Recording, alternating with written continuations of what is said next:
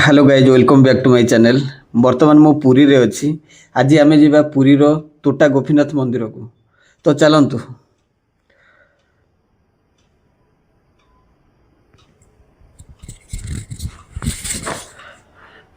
बर्तमान आमे पहुंची जाइजु पुरी रो तोटा गोपीनाथ मंदिर सामना रे। एटा होची तार मंदिर रो गेट। चलंतु भीतर को जिबा भीतर कोन सब अछि देखिबा। ई तोटा गोपीनाथ तोटा माने होची उद्यान बा बगीचा। आ गोपीनाथ रो अर्थ गोपी मानकर प्रिय भगवान श्रीकृष्ण। अरे भाई रे एठी भी वीडियोग्राफी ପାଇଁ मना करूचंती तो मंदिर भीतर दृश्य को आमे कैप्चर करि परिबे नाही जेतु बाहर दृश्य मु सब देखौची मंदिर कैंपस भितरे जहाँ सब अछि देखौची।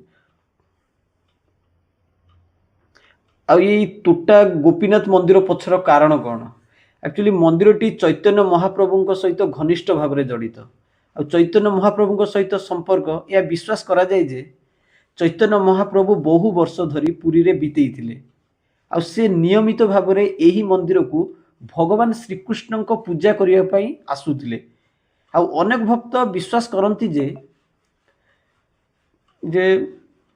एठी लीन हो जाइथिले आ यह मंदिर को भक्त मानक पई अत्यंत पवित्र एवं भाव प्रवण करि थाए आ भगवान श्रीकृष्ण अनन्य बसिथिबा मूर्ति अधिकांश मंदिर रे आपण देखि को पाइबे किंतु तोटा गोपीनाथ मंदिर रे भगवान श्रीकृष्ण बसिथिबा मुद्रा रे अछंती। यह सुंदर कहानी अछि।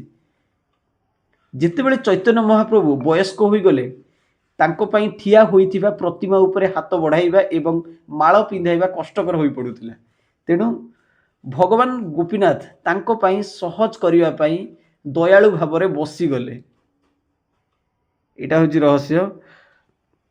आ जेहेतु भितरे वीडियो कैप्चर पई मना करा जाउची सेति मंदिर भीतर भीतर कैप्चर मु करि पारुनी। ई सब होची कैंपस भीतर ही दृश्य।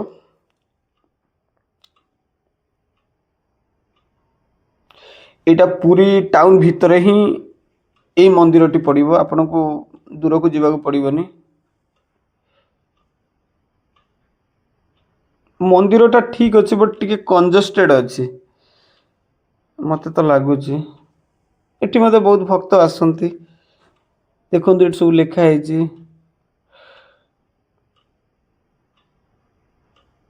Do not throw any kind of garbage. अच्छा अच्छा use mobile phone and camera is inside. अच्छा लेखा है मोबाइल फोन भितर कैमरा यूज न करिया पई सब लेखा जाय इंस्ट्रक्शन सब अछि आमको भी मानिया पई पड़ियो।